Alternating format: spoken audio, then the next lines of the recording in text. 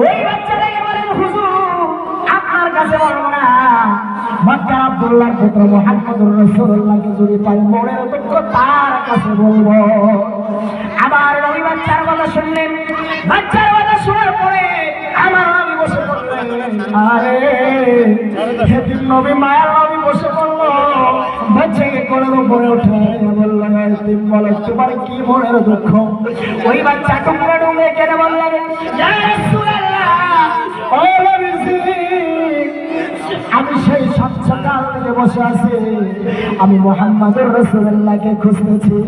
আমার নবী চোখের পানি ছেড়ে দিয়েছে। ওই বাচ্চা বলতেছে আমার মা একজন পুরুষের সাথে নিয়ে বসেছিল, ওই পুরুষটার আমার বাবা দুনিয়া থেকে, আমি যখন দুনিয়ার মধ্যে আসলাম আমার বাবা ছোট, সেই ছোট্টকালে আমার বাবা দুনিয়া থেকে বিদায় হয়ে গেল, আমার মা এতিম হয়ে গেল, আমার মা বিধবা হয়ে গেল। তারপরে দেখে করবেন তিনি আরেকটা পুরুষের সাথে বিয়ে বসলেন। ওই পুরুষটা আমি যখন আমার মা আমাকে খাইতে দেয়, আমাকে বলতে দেয়, আমাকে করে দেয়, ওই পুরুষটা ছোট করতে পারে না, ভালো পারে না। তাই কি করবো, আমার মা আমাকে বললো বাবারে এই পবিত্র দিনে এই আজকে ঈদেতে তোকে একটু করে নিয়ে চমা দিব, কিন্তু আমার পরিবার তুমি পারে না বাবা, আমি যদি তোমাকে আদর করি আমাকে মানতে মানতে তোমার বাবা সব থেকে বের করে নাই বাবা, আমি কি করে? আমার নবী রহমতের নবী ওই বাচ্চার কথা শুনতে শুনতে কোলের মধ্যে উঠে কান্না করতে লাগলেন। আমার নবী বাচ্চার কথা শুনতেছিলেন, রহমতের নবী বাচ্চাকে কোলের উপর উঠে বলে বলে বাচ্চা তোমার মনে দুঃখ। আমার নবীকে আল্লাহর নবী রহমতুল্লিল আলামিন কোলের মধ্যে উঠে বলেন নবী গো আমার সেই সত্য বেলায় বাপ মরে গেছে, আমার ওই পুরুষটা দেখতে পারে না, আমার মা আরেকটা পুরুষের সঙ্গে বিয়ে বসেছে, সেটা পুরুষ দেখতে পারে না। তাই কি করবো, ঈদের দিনের রাতে আমার বাবাকে বললো আজকে চলে যাও, ওই মাঠের ময়দানে তারা থাকো, রহমতের নবীর কাছে তোমার দুঃখ বলো, রহমতের নবী তোমার দুঃখ বুঝতে আর কেউ বুঝবে না। তাই কি করবো ইয়া রাসূলুল্লাহ, নবী গো আমি এতক্ষণ সময় বসেছিলাম ইয়া রাসূলুল্লাহ, আল্লাহর নবী বাচ্চার কথা শুনতেছিল, চোখ দিয়ে পানি পড়তেছিল, আমার নবী তুমি ডেকে বলো রে আজকে তোমার জন্য দুইটা সুসংবাদ আমি নবী ঘোষণা করে দিলাম। একটা হলো আমি নবী শুধু তোমার পিতা হয়ে আর বললে জানি মা শাশুড়ি তোমার মা হয়ে যায়, তোমার মনের দুঃখ বুঝে রাখি। ওই বাচ্চাটাকে বলেন নবী গো ইয়া রাসূলুল্লাহ, নবী গো আপনি যদি আমার পিতা হন, আপনি জানি মা শাশুড়ি আমার মা হয়ে যায়, এটা তো আমার সৌভাগ্য। আল্লাহর নবী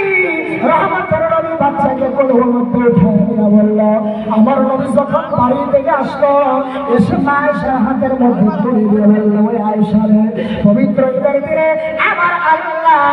তোমার জন্য একটা পুরস্কার দিয়েছে, উপহার দিয়েছে, এই নাও তোমাকে দান করলাম। আল্লাহর নবী ওই বাচ্চাকে মা আয়েশার হাতের মধ্যে তুলে দিল। মা আয়েশা তাকে বললেন মা গো মা, আমার জীবনে আমি আমার মায়ের সুখ ভালো মতো পাইলাম না, আমি বাবার সুখ ভালো মতো পাইলাম না, আমার জীবনের শান্তি তো আমি পাইলাম না। এই জন্য আজকে বাবারা আজকে টাকা আছে পয়সা আছে সব আছে, কিন্তু মা দেখবেন হঠাৎ করে যাদের বাড়িতে নাই, যাদের দেখবেন বাবা বাড়িতে নাই, তারা বুঝবেন মা বাবার যন্ত্রণা কেমন রে বাবা। আমার বন্ধুগণ আমার নবী রহমতের নবীর কাছে একজন সাহাবী আসলো, হযরত উম্মে সাদ রাদিয়াল্লাহু তাআলা আনহা, হযরত সাদ রাদিয়াল্লাহু তাআলা আনহু আমার নবীর কাছে এসে বলেন নবী গো ইয়া রাসূলুল্লাহ, নবী গো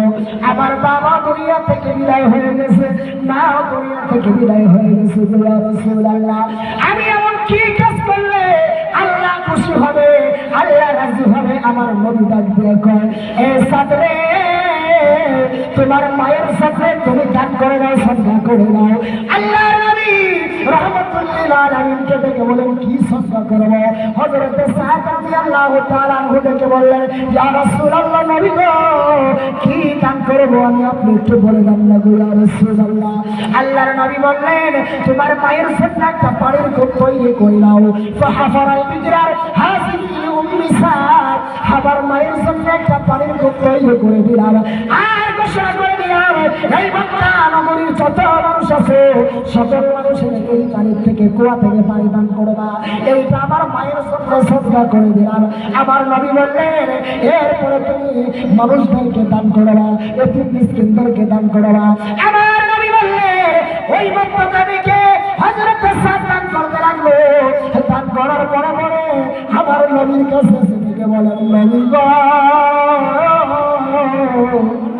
আপনি বলেছিলেন এক সপ্তাহ আগে বলেছিলেন আমাকে দান করার কথা আল্লাহ নবী রহমতের নবী বলার পরে পরে হযরত সাদ দান করে দিল আল্লাহর নবীর কাছে এসে বলেন নবী গো আমি মায়ের জন্য দান করেছি আমার মা কবরের জগতে এখন কেমন আছে হযরত সাদ বলার পরে পরে নবী ডাক দিয়া বলে তুমি তোমার মায়ের পানির কূপ তৈরি করে দিয়েছ সেই জন্য আমার আল্লাহ তোমার মায়ের জন্য হাউসে কাউসারের ব্যবস্থা করে দিয়েছে সুবহানাল্লাহ আজকে পবিত্র ঈদের দিনে কোনো মানুষ যদি মায়ের ভালোবাসা নিয়ে মায়ের মহাব্বত নিয়ে বাবার মহাব্বত নিয়ে আজকে যদি কোনো হাজার হাজার টাকা ফুরাইছেন রে বাবা নানান জায়গায় টাকা দিচ্ছেন নানান জায়গায় খরচ করেছেন রে বাবা কিচ্ছু হয় নাই কিন্তু মা যাদের দুনিয়া থেকে বিদায় হয়ে গেছে কবরের জগতে হাওমাও করতেছে আরে আমার সন্তানটা কোন সময় দান করবে কোন সময় সাদকা করবে মা জননীর টাকা আছে রে বাবা আজকে টাকা আছে পয়সা আছে কিন্তু মা নাই বাড়িতে বাবা নাই বাড়িতে একটা মুসলমান কেমন আছে মা ভক্ত কেমন আছে বাবা ভক্ত এই তার ময়দানের জন্য